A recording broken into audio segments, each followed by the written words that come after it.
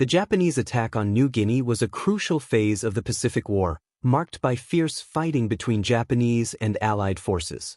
The island of New Guinea, strategically located just north of Australia, was a key battleground for control over the South Pacific.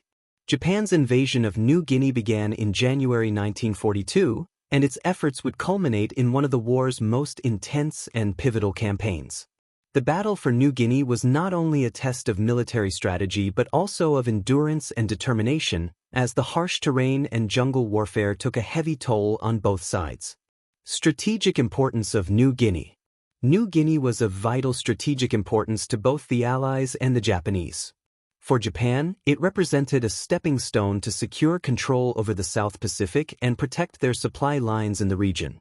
If Japan could dominate New Guinea, it could then threaten Australia, which was an essential base of operations for the Allies.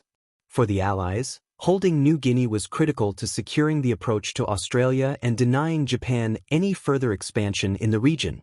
Japanese invasion, the landings and early success. The first major Japanese assault on New Guinea occurred in January 1942 when Japanese forces landed on the northern coast of the island. This included a series of amphibious operations aimed at establishing a foothold in the territory.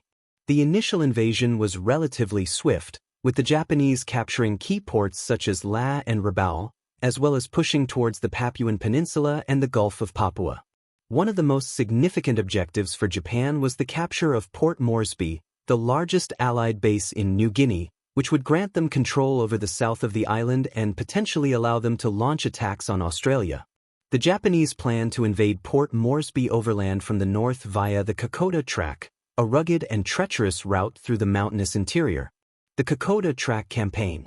The Kokoda Track Campaign became one of the defining battles of the New Guinea campaign. Japanese forces, including the elite South Seas Detachment, advanced southward through the jungle in an attempt to capture Port Moresby. However, the challenging terrain, disease, and supply shortages hindered their progress.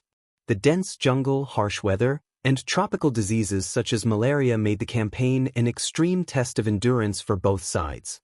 In response, the Allies, primarily Australian forces, mounted a determined defense. The Australian forces, supported by local Papuan soldiers known as the Papuan Infantry Battalion, fought a series of bitter engagements in the jungle. The terrain made traditional military tactics nearly impossible, and the battle turned into a brutal war of attrition. Despite initial Japanese successes, the Allied forces were able to slow their advance and eventually launch a counteroffensive. Turning the tide. The Battle of the Coral Sea and the Allies' counterattack. The Battle of the Coral Sea in May 1942 marked a significant turning point in the Pacific War. While not directly fought in New Guinea, the victory at the Coral Sea prevented Japan from achieving its objective of isolating Australia and gaining control of the sea lanes to the South Pacific. This victory gave the Allies much-needed strategic advantage, bolstering their defense of New Guinea. In August 1942, Allied forces launched a counteroffensive against the Japanese at Milne Bay, located on the eastern tip of New Guinea. This marked the first major defeat of Japanese land forces during the war, and it was a significant morale boost for the Allies. The Japanese forces, stretched thin and bogged down by difficult terrain and supply issues, began to retreat from the southern part of the island. The long struggle and Allied victory. Despite the setbacks, Japanese forces continued to hold portions of New Guinea, particularly in the northern regions around Rabaul and La. However, with Allied reinforcements pouring into the theater and gaining more control over key airfields and supply routes, the tide of the battle turned definitively against Japan. By January 1943, the Allies launched a series of amphibious landings and assaults that would eventually lead to the retaking of key Japanese-held positions, including the capture of La and the strategic port of Hollandia. As the Allied forces advanced, the Japanese were forced to retreat further into the mountainous interior of New Guinea. The campaign culminated in the Battle of Bunagana, where Australian and American forces launched coordinated attacks to drive the Japanese from their final strongholds on the northern coast. By early 1944, New Guinea was largely under Allied control, marking a crucial step in the Allied island-hopping strategy that would eventually lead to Japan's defeat. Legacy of the New Guinea Campaign. The battle for New Guinea was one of the most grueling campaigns of World War II. The combination of tropical diseases, extreme jungle conditions, and the tenacious resistance from both Japanese and Allied forces led to immense casualties on both sides.